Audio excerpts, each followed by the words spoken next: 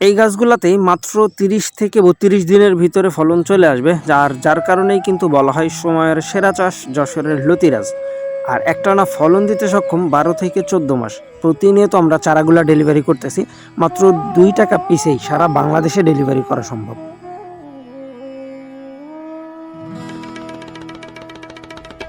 দেশ ও দেশের বাইরে থেকে যে বা যারা আমাদের আজকের ভিডিওটি দেখছেন সকলকে জানাই আন্তরিক শুভেচ্ছা ও অভিনন্দন।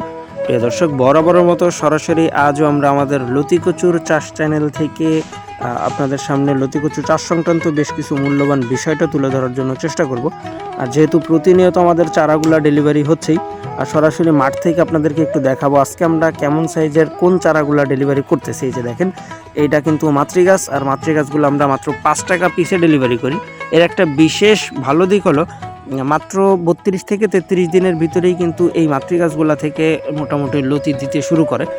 আর এটা চাষের জন্য গতকালকেও বেশ কয়েকজন ভাই ভিডিও কল, অডিও কল, আবার SMS-এর মাধ্যমে প্রশ্ন করছে যে ভাই লতিকচু চাষের জন্য আসলে কেমন জমি প্রয়োজন, ছায়া জমিতে লতিকচুর ফলনটা হবে কিনা, বা লতিকচু চাষের ক্ষেত্রে জমিতে পানির প্রয়োজনীয়তা কেমন। এই বিষয়টা কিন্তু আজকে ভিডিওর মাধ্যমে আপনাদের সামনে একটু ক্লিয়ার করে দেওয়ার জন্য চেষ্টা করব। প্রথমত দেখেন, বেসিক্যালি লতি চাষের জন্য নরম মাটিটা সবথেকে বেশি উপযোগী। অর্থাৎ আপনার মাটিটা যত বেশি নরম থাকবে, আপনার প্রতিটা গাছ থেকে ফলনের মাত্রাটা কিন্তু ততই বৃদ্ধি পাবে।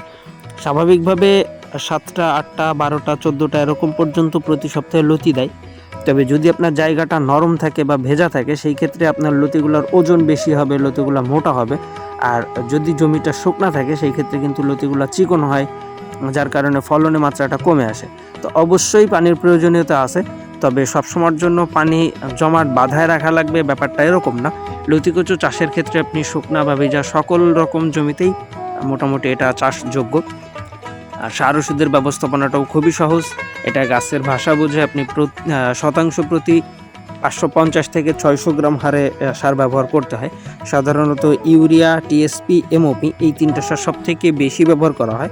আর শিকড় বৃদ্ধির জন্য আমরা ব্রোনটা ব্যবহার করে থাকি।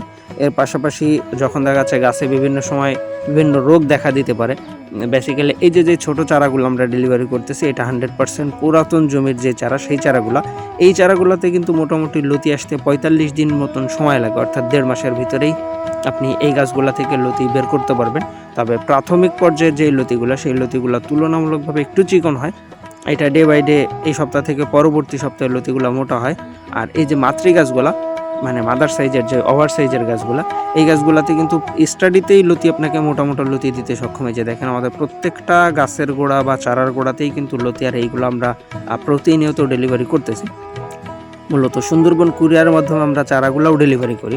তা যারা আছেন এই লতিকচু চাষ সংক্রান্ত যে কোনো ধরনের তথ্য নিতে যাচ্ছেন, বা চাষের জন্য আপনার উপযুক্ত জমিটা ঠিক আছে কিনা, বা আপনার জমিতে আপনি লতিকচু চাষ করতে পারবেন কিনা, যে কোনো ধরনের তথ্য পরামর্শটার জন্য কিন্তু সরাসরি আমাদের ভিডিও স্ক্রিনে দেওয়া নাম্বারে যোগাযোগ করতে পারেন। আর এর পাশাপাশি চারা তো আছেই। সবাই ভালো থাকবেন। আল্লাহ হাফেজ।